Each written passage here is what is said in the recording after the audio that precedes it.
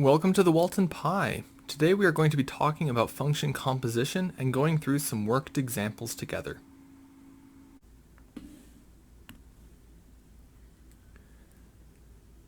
Okay, let's go through some examples of function composition. So let's start by starting with a function f of x is equal to, let's say it's x squared plus 3x minus 2. And let's say that g of x is equal to x minus 7. If we want to figure out what is f of g of x, this is another way of writing f of g of x. So we are going to be looking at f of x minus 7, because x minus 7 is what g of x is.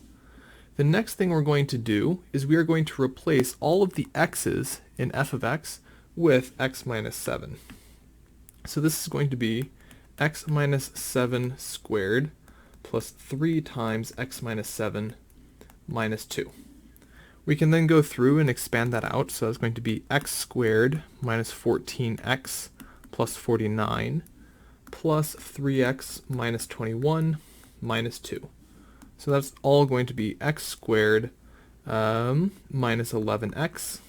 Let's see, 49 minus 21 is 28, minus 2 is 26, so plus 26. That is what f of g of x is. An important thing, though, is to remember that g of f of x is going to be a very different function. This is going to be, so g of f of x, this is going to be g of x squared plus 3x minus 2. So that's just going to be x squared plus 3x minus 2 minus 7. We replaced the x in g of x with what f of x was. So this is just going to be x squared plus 3x minus 9. A very different function. So that is why function composition is important, specifically the order that you do it. If we do another one, let's say that we have f of x is equal to 3 minus x divided by x plus 7, and g of x is 1 over x squared. Let's say that those are our two functions. What is f of g of x? Well, that's just going to be f of 1 over x squared. So this is going to be 3 minus 1 over x squared over x,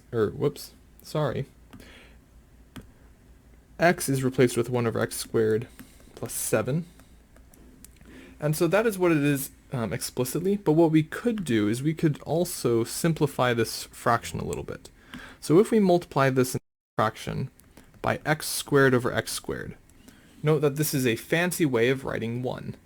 What we can do is we can then say, well, this is going to be 3x squared minus 1 all over 1 plus 7x squared for x not equal to 0. Because we needed to include that because here in our first function, the domain requires that x can't be 0 because we can't be dividing by a 0. Whereas in this new in this new function,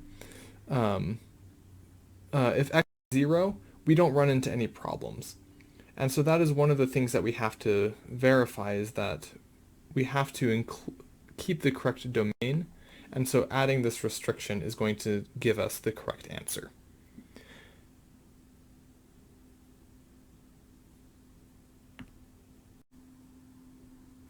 I hope you enjoyed this video and that it was helpful for you.